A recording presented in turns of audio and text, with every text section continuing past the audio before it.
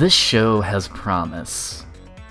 You're probably waiting for me to drop a "but" on the end of that statement, but I'm not gonna. While I'm a proponent that you can judge the quality of an anime within one episode, The World Ends With You is somewhat counterintuitive to that mentality.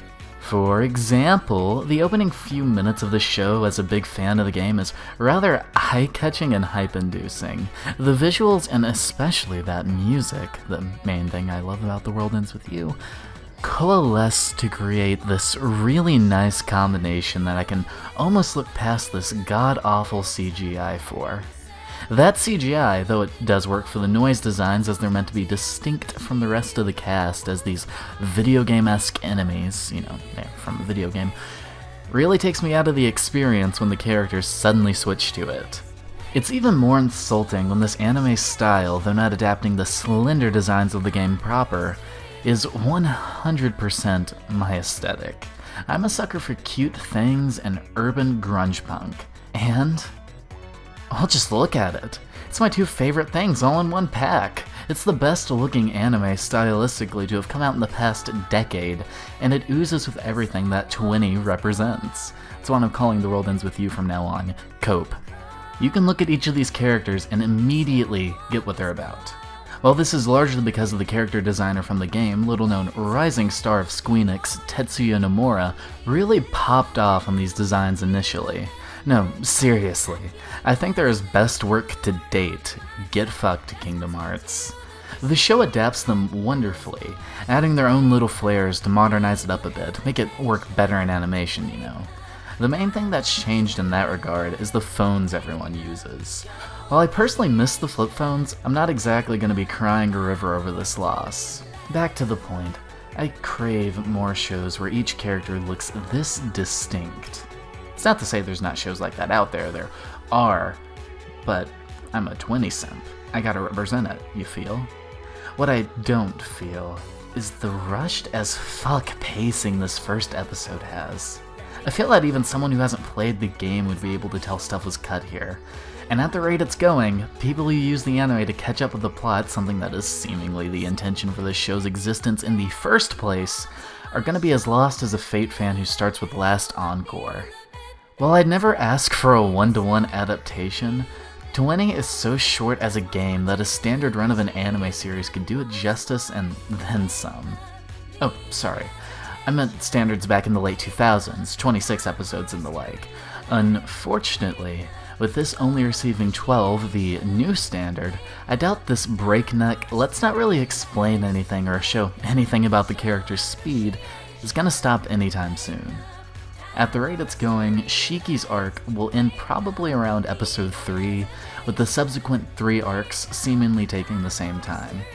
It's unfortunate then that because of this I can't really recommend this anime to anyone who hasn't played the game.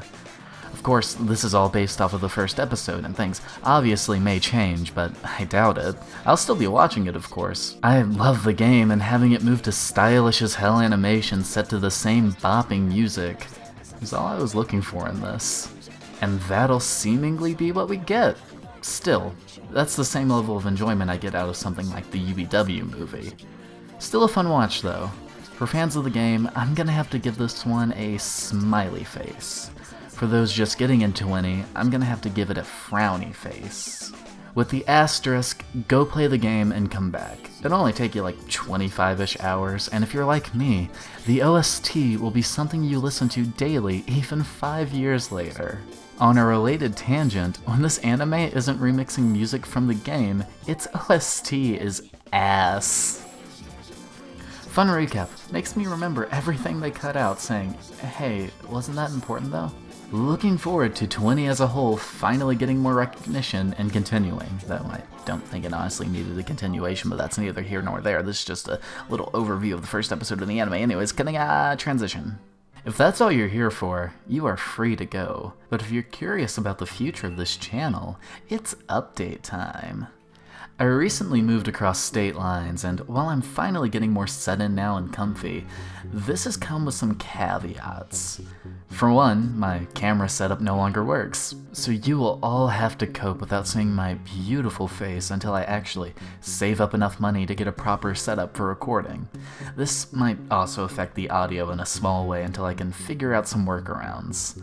Secondly, this move has halted any progress I had been making on videos for around 2 weeks.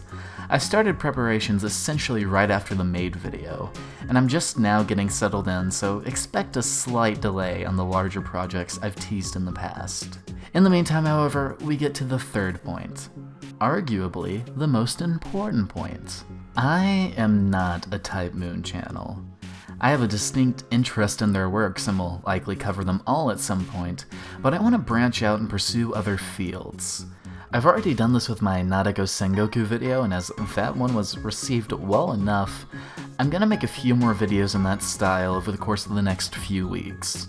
The next video I do is gonna be a sort of two-parter, discussing Gen Urabuchi's progression as a writer from Saya no Uta to Madoka Magica through analyzing both works to the absolute bone.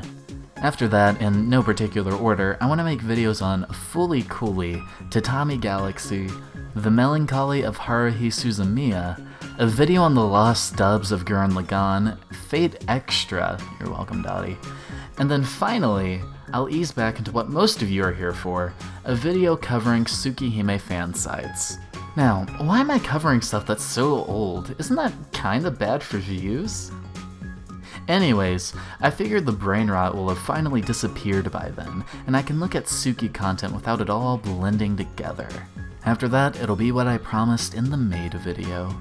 Maybe I'll toss in something about Kaguya in there too. Most of these are already scripted out, so the process shouldn't take too terribly long. Anyhow, thank you all for listening this far in, tell me your thoughts in the comments, and I will see you all sooner than you might think with a new video.